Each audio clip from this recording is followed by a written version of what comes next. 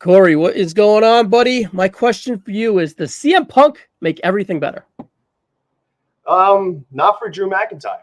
He's been making his life hell, and there's a whole thing like people don't know if Punk's the heel or the face, and like I've had my own predictions on that. I'm like, kind of a heel. It's kind of being a jerk to CM Punk and like to McIntyre.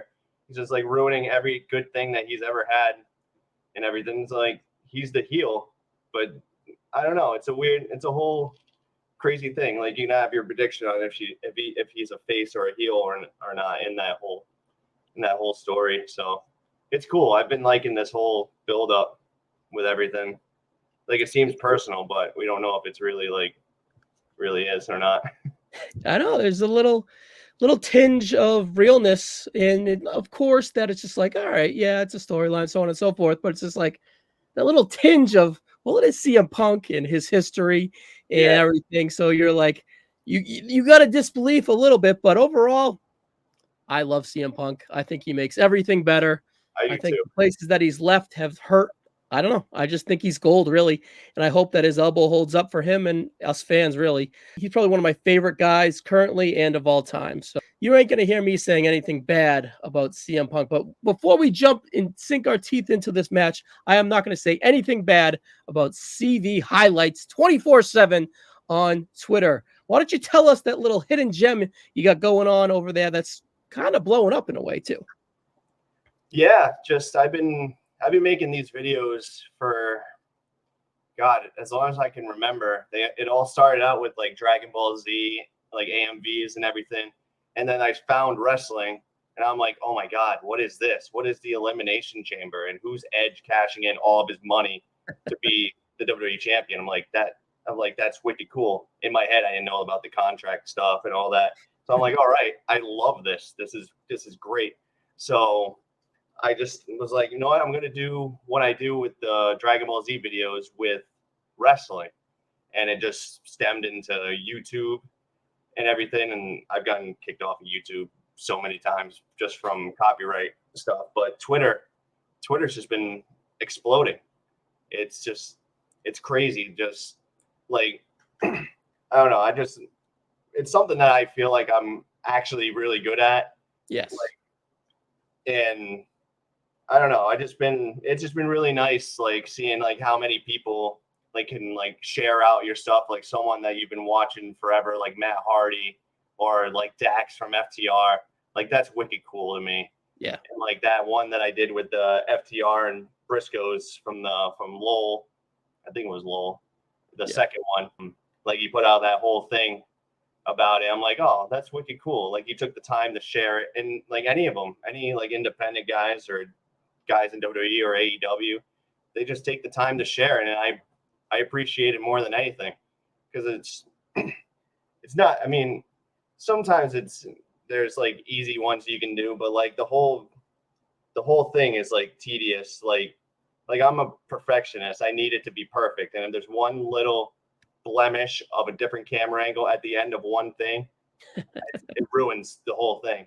Like the whole Kevin Dunn thing completely screws me. Like, thank God he's gone, because every single camera angle was always changing. I always have that one spot that gets messed up. I'm like, oh my God, Kevin Dunn again.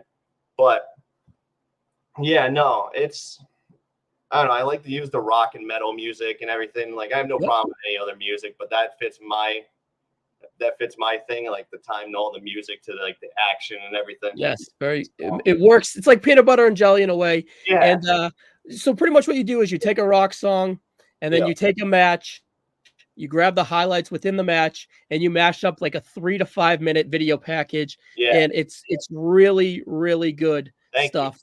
So I can't say enough about it. It's really cool. Check it out. We'll throw the description of the Twitter in the comments or whatever. So Cory, before we jump off that, do you take requests? Will you take a match and a song request and throw it together? I love that. I love taking requests and like for matches and songs and everything. So I'm game for anything. Like, all right, I have one coming. I have one coming your way afterwards. So we'll get that going afterwards. Try it. Let's do it. All right, cool. So I can't say enough about it, guys. Check it out. All right. So CM Punk, Drew McIntyre. I confessed my feelings for CM Punk. I am irrationally emotional about him. I defend him to the hills, right? So, are you a CM Punk guy and are you a Drew McIntyre guy? Because personally, I tend to like McIntyre too, and I think he's doing his best work. And of course, I'm going to highlight CM Punk bringing out the best in him. But what are your overall feelings about these two guys?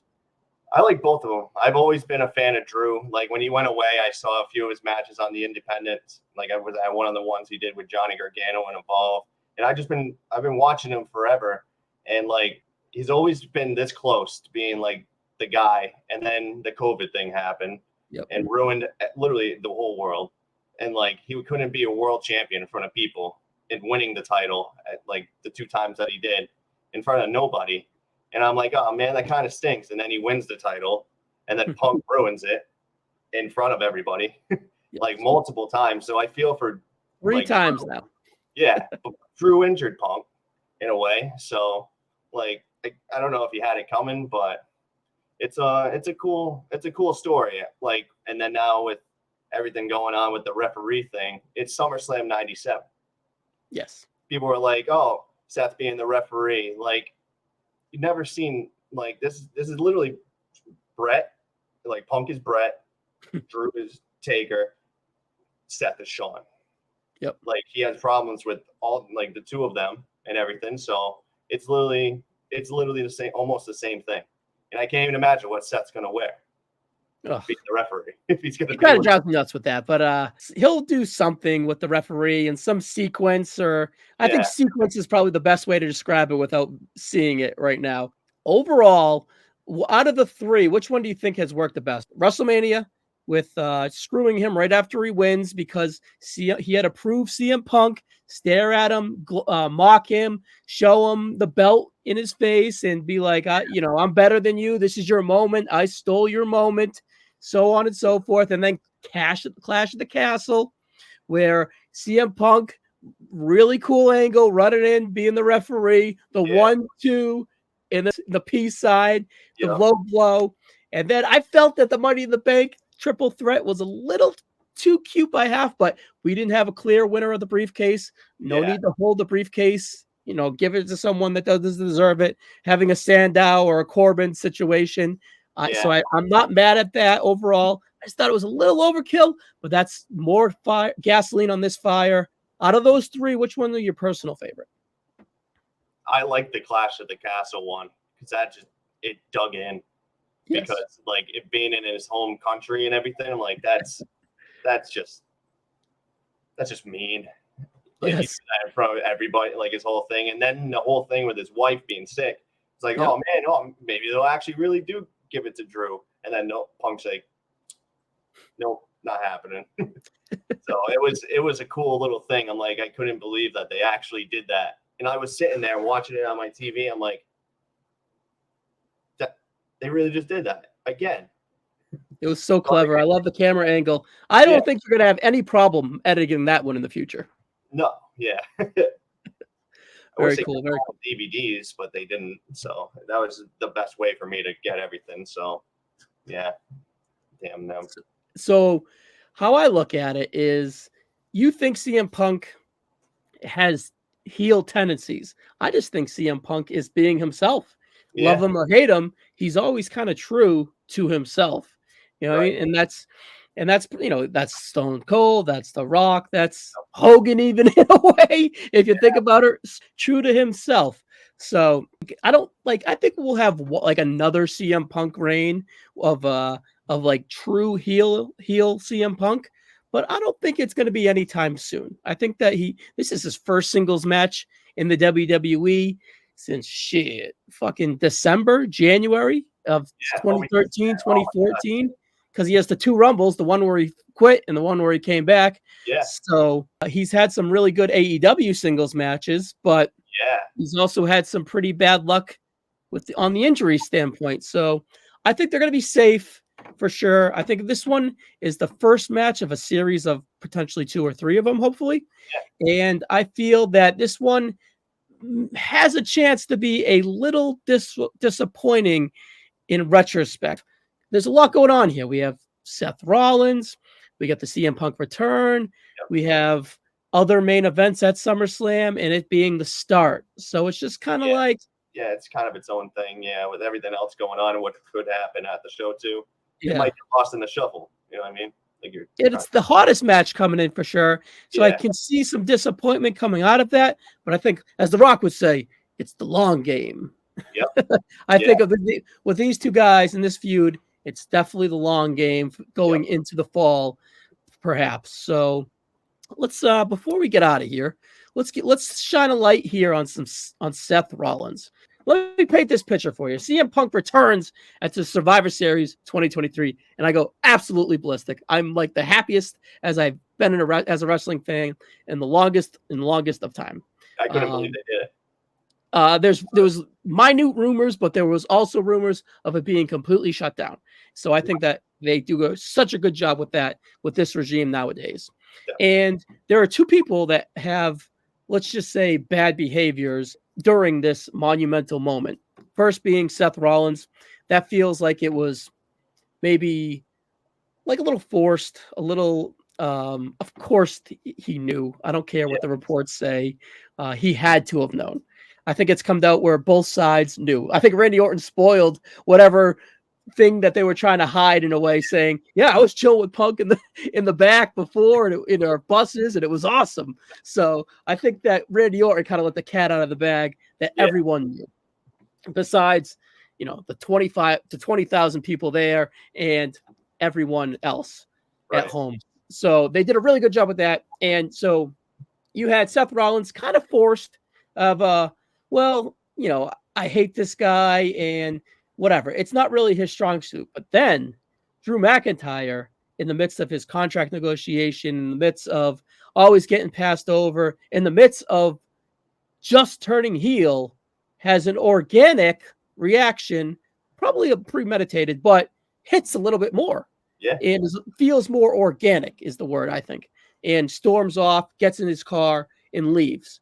Where Seth has a meltdown at Gorilla, a meltdown at the announce table, and they yuck it up and play it up. Yeah. Right. So, and this kind of simmers with McIntyre, and this simmers all the way to the Royal Rumble, where he organically hurts CM Punk by mistake towards the tail end of the Royal Rumble, tearing his tricep or whatever he did. And we have more of an organic story here. And then that culminates to Drew McIntyre stealing his match at WrestleMania against Seth Rollins, so to speak, right? So more logs in this fire.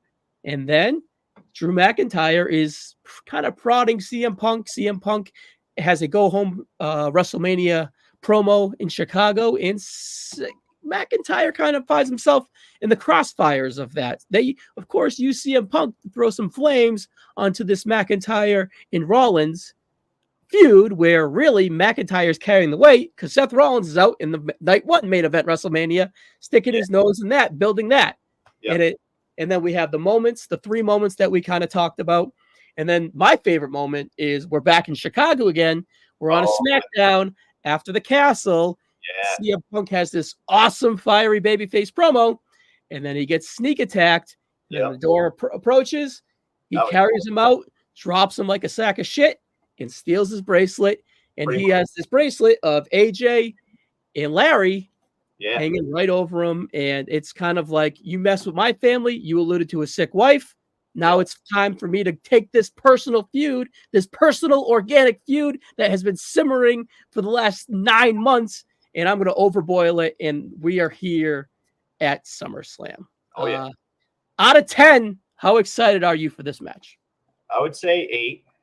I'm definitely looking forward to seeing like how everything goes. Like I said, it's a SummerSlam 97 thing. Brett, like Punk is Brett, Drew is Taker, Seth is Shawn.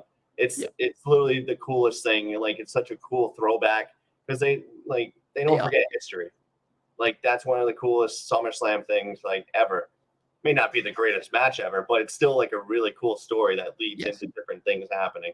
So it's cool. I'm very excited about like everything. So I'm definitely looking forward to it. Like the whole show, but I think this a little bit more than most.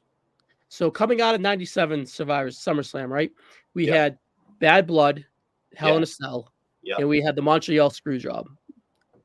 2 monumental events in 1997. 2 monumental events in the history of the WWE, for sure, hands down. If they even touch any of that, you know what I mean? Well, they have a potential to have Feud of the Year. Yeah. I think they have potential to eventually have Match of the Year.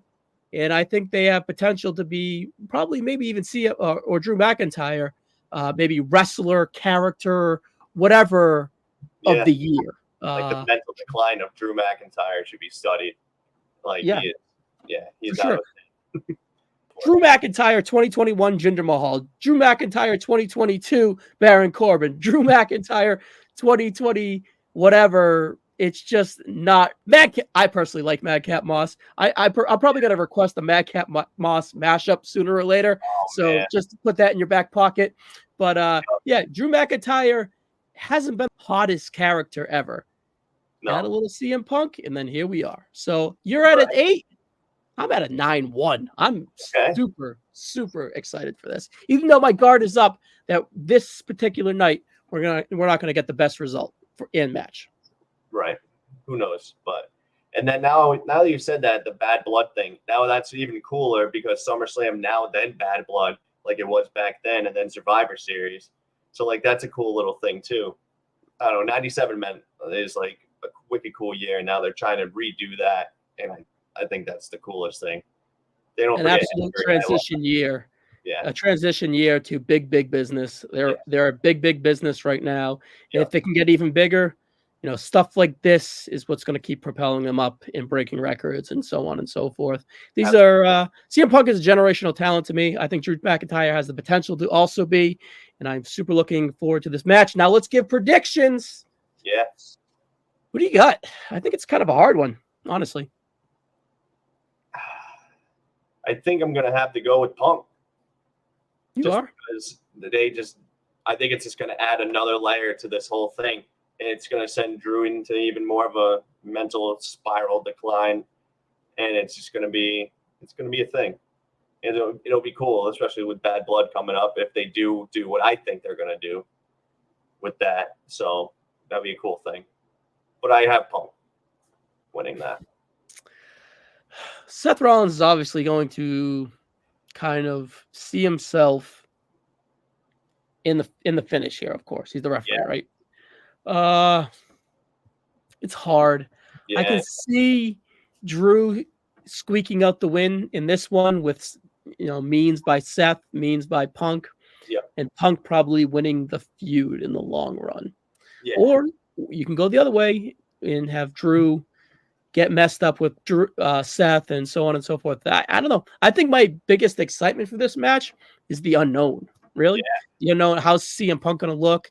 And the finish is really unknown. You don't really get that in big WWE matches either. So it's not even a title match either. And it's like one of the, it feels like it could be a title match if there was a belt involved, but that would be like, it's still cool without one. Like the intrigue is still there. Like for something that's not a title match, a lot of intrigue is in this match. For sure. All right, final prediction. I'm going to go Drew McIntyre just to be a little devil's advocate, and I think that's I keep kind of hinging on the fuckery and it isn't really going to work out for us, and our expectations are too high, and I think Drew McIntyre winning with like nefarious means kind of ties into that. So, all right, Cory. Final time, CR highlights 24/7. Did I say it right? CV highlights 24/7. All right, Cory, I'm going to put it in the description, and we'll have to get you back here on the No So for another preview, buddy. Yeah, I'm down whenever. Just give me a call, and I'll be here. All right, thank you guys. See you in the next one.